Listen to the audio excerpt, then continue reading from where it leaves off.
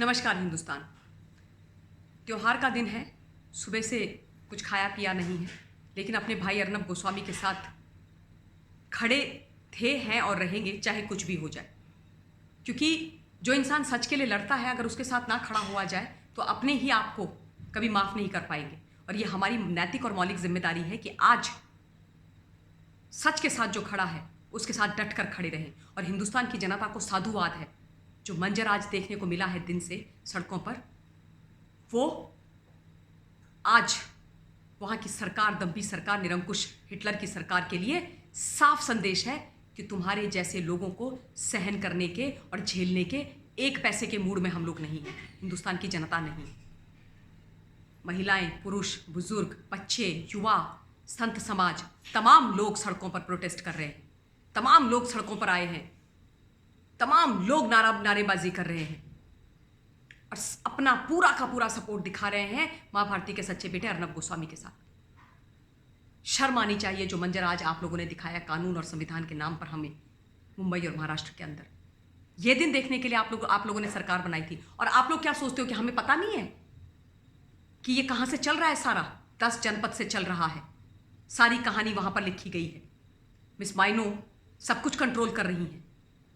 Italy इस देश के राज्य महाराष्ट्र को कंट्रोल कर रहा है और लोग वहां पर कठपुतली की तरह बन बन करके नाच रहे हैं उनके मैडम माइनो के इशारों पर। कांग्रेस के डीएनए में है। 1975 में स्वर्गीय श्रीमती इंदिरा गांधी जी ने एग्जैक्टली यही किया जो आज हो रहा है महाराष्ट्र के अंदर, दोबारा से इमरजेंसी लगाकर। 1987 में स्वर्गीय राजीव गांधी जी ने भी यही किया था इंडियन एक्सप्रेस के साथ, जब एक उनका कार्टून छाप दिया था उन्होंने, जब इन्होंने आईएनएस विराट जो हमारी नेवी की वॉरशिप है उसमें ये पिकनिक मनाने चले गए थे। इनसे कोई प्रश्न ना करे, इनकी गलतियों को उजागर ना किया जाए, इनके सामने कुछ बोला ना जाए। बोलेंगे तो ये अंदर कर देंगे। क्या दिखाने की कोशिश कर रहे हो आप लोग हिंदुस्तान को? क्या दिखाने की कोशिश कर रहे हो कि अगर कोई सच बोलेगा, अगर कोई देश के पक्ष में खड़ा हो गया, जनता के साथ पक्ष में खड़ा होगा, संत महाराजाओं के लिए न्याय मांगेगा, तो उसको आप लोग साम दाम दंड भेद करके झूठे सच्चे किसी भी तरीके के इल्जाम लगा करके अंदर कर दोगे। 6:30 बजे सुबह 25 से 30 AK-47 लेकर के लोग भेजोगे, एनकाउंटर स्पेशलिस्ट भेजोगे और उनको पकड़वाओगे। उनके साथ जबरदस्ती करोगे, उनके बच्चे को असॉल्ट करोगे। जिस तरीके के इंजरी मार्क उनके शरीर पर दिखाई दे रहे हैं ना, वो मार्क असल में आप लोगों की आत्माओं पर लग गए हैं। जूते नहीं है उनके पैरों में। कौन है अर्नब गोस्वामी? कोई आतंकवादी है? कोई टेररिस्ट है? कोई कुख्यात अपराधी है जिसको इस तरीके से पकड़ा गया? और कौन है ये उमर खालिद और एंड गैंग जिनके साथ जाकर के राहुल गांधी बैठ जाते हैं जेएनयू में, जो बोलते हैं भारत तेरे टुकड़े होंगे इंशाल्लाह इंशाल्लाह। उनके साथ जाकर के नारे लगाते हैं, जो मां भारती को तोड़ने की बात करते हैं। एमओयू साइन कर देते हैं चीन के साथ बैठ करके 2008 में कि ये लो मेरे देश का भविष्य तुम्हारे पास, बस हमें तो चंदा दो तुम। मैंने अपने स्वर्गीय पिताजी के नाम पर एक फाउंडेशन खोली है, उसमें घूस भरो, चंदा भरो। देश मैं बेचूंगा ना, मैं हूं ना राजा बाबू कांग्रेस पार्टी का। ये सच्चाई। झूठे मक्कार लोगों और अर्नब गोस्वामी के पीछे पड़ रहे हो। ऐसा क्या कर दिया अर्नब गोस्वामी ने? ऐसा क्या कर दिया? पत्रकारिता कोई ना करे, सच्चाई ना दिखाए, बात ना करे किसी के अन्याय की। क्यों ना करे? आप मुझे ये बताओ, क्यों ना करे? निरंकुश छोड़ दे शासकों को, ऑटोक्रेटिक जो मर्जी आई वो करो। कोई मुंह खोल दे आप लोगों के खिलाफ तो आपने टर्की बना करके रख दिया महाराष्ट्र को। विश्व के अंदर इकलौता राष्ट्र है टर्की। एर्डोगान जहां के प्रेसिडेंट है, एर्डोगान के खिलाफ अगर कोई व्यक्ति कुछ बोल देता है तो उसको तुरंत जेल में डाल दिया जाता है। आज पूरे विश्व का इकलौता राष्ट्र है जहां पर सबसे ज्यादा पत्रकार जेल में है। और उसके बाद भारतवर्ष में महाराष्ट्र के अंदर वो हो रहा है। एर्डोगान जैसी सरकार चल रही है वहां पर। एक शब्द बोल दो, कुछ भी बोल दो, सरकार की काम करने की तरीके के ऊपर बात कर दो तो जेल, धरपकड़। क्या डराने की कोशिश कर रहे हो आप लोग? क्या बताने की कोशिश कर रहे हो? कि जो हमारे खिलाफत करेगा, हमसे डिसएग्रीमेंट में रहेगा, उसको हम पकड़ करके ऐसे चुटकियों में अंदर कर देंगे। 2017 का पुराना केस जो बंद हो गया है उसको निकालेंगे और उसके बिना पर अरेस्ट करेंगे और जेल में डालने की तैयारी करेंगे। एनकाउंटर स्पेशलिस्ट जिनको तुमने बहाल कर दिया, उनको हेड बना देंगे कमिटी का और बोलेंगे अब जाओ करो जो करना है। तालियां।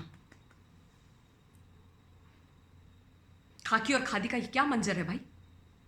सरकार क्यों बनाई जाती है? क्यों इलेक्ट करती है जनता सरकार? ये दिन देखने के लिए, ये तमाशा देखने के लिए, ये मंजर देखने के लिए? पहले चुनाव से पहले ऐसे दरवाजों पे आओ हाथ हाथ जोड़ने के लिए, पैर छुओ, पैर बड़े बुजुर्गों के, वोट मांगो मांगो, और उसके बाद जब वोट मिल जाए तो ये तमाशा दिखाओ। ये कांग्रेस पार्टी का डीएनए है, ये कांग्रेस पार्टी की सच्चाई है। ये किया है कांग्रेस पार्टी ने 70 साल इस देश के अंदर। ये कर रही है एनसीपी और ये कर रही है शिवसेना वहां पर। खबरदार अगर किसी ने आगे से शिवसेना, एनसीपी और कांग्रेस पार्टी के साथ कोई भी गठबंधन करने की सोची भी तो, ये सरकार बनाने की सोची भी तो, दिल जलता है। व्रत है मेरा सुबह से, ना कुछ खाया ना कुछ पिया। मन में गुस्सा, वेदना, नाराजगी, रोष है। लोकतंत्र की हत्या कर रहे हो इतने बड़े लोकतांत्रिक राष्ट्र के अंदर, एक राज्य में ये तमाशा दिखा रहे हो। आज हिंदुस्तान की जनता सड़कों पर आप लोगों के अन्याय के खिलाफ।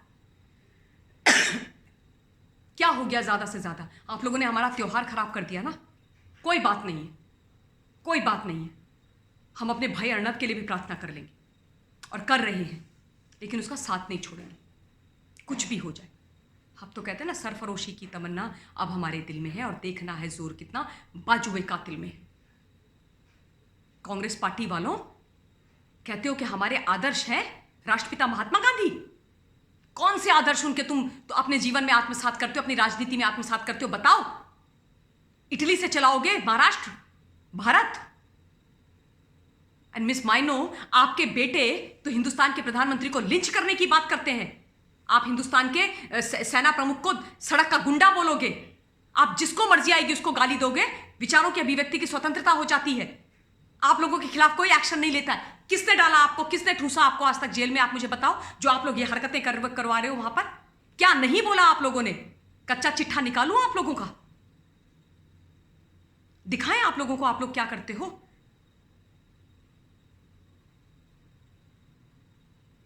ये बताने की कोशिश कर रहे हो कि भाई अगर हिंदुस्तान की आम जनता एक शब्द सच का बोलेगी तो हम अनर्गल कुछ भी कर सकते हैं। हाथों पे निशान, मार पिटाई, असॉल्ट, ये हो रहा है स्वतंत्र भारत के अंदर। ये आप लोग करोगे जब आप लोगों की बात नहीं मानी जाएगी। अगर एक पत्रकार ये बोलेगा कि मुझे अरेस्ट करके दिखाओ, वो कोई इंसान कब बोलता है? जब उसकी कोई गलती नहीं होती है, जब वो सच्चा होता है, तब उसके अंदर इतना स्वाभिमान होता है, तब उसके अंदर इतना कॉन्फिडेंस होता है। लेकिन आप लोगों को वो बात चुभ गई। ओहो, हम तो भाई बड़े लोग हैं, हम राजा लोग हैं, हम तो शासक हैं। अगर हमको ये पत्रकार ऐसे बोल देगा तो कल को कोई भी बोल देगा, हमारी क्या इज्जत रह जाएगी? क्या इज्जत रह जाएगी? इसलिए इसको मजा चखाना है, इसको सबक सिखाना है। कुछ भी करो, इसको पकड़ के जेल में डालो, दिखाओ दुनिया को कि हमारे खिलाफ बोलना मत। तालियां फिर से आप लोगों के लिए।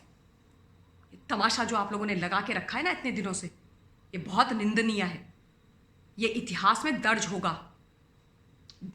आज के दिन की दो चीजें दर्ज होंगी।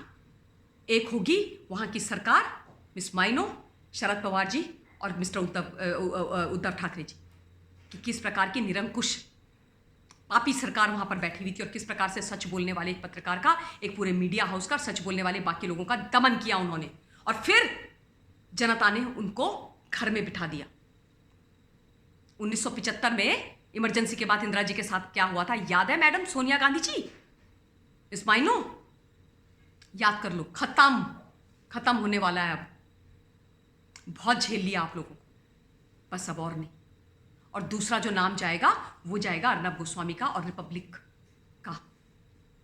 रिपब्लिक और अर्नब गोस्वामी को अजर अमर कर दिया आपने। इतिहास गवाह रहेगा कि इस देश के अंदर, महाराष्ट्र में जहां निरंकुश फासिस्ट सरकार थी, वहां पर बहुत दमन किया, झूठ बोला गया, मारा गया, प्रताड़ित किया गया। 30-30, 40-40 AK-47 लेके पुलिस वाले उनको उनके बिना गलती के पकड़ के लेके आए। लेकिन वो एक ऐसा पत्रकार था जिसका नाम अर्नब गोस्वामी था।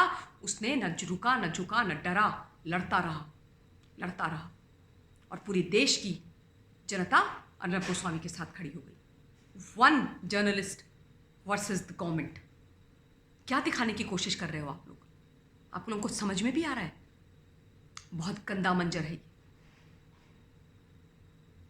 बहुत गंदा मंजर है। लेकिन hats off to people of India जो एक साथ ऐसे यूनाइटेड है और खड़े, और हम खड़े रहेंगे। सड़कों पर जाएंगे। मैं तो कल जा ही रही हूं, आज भी थी।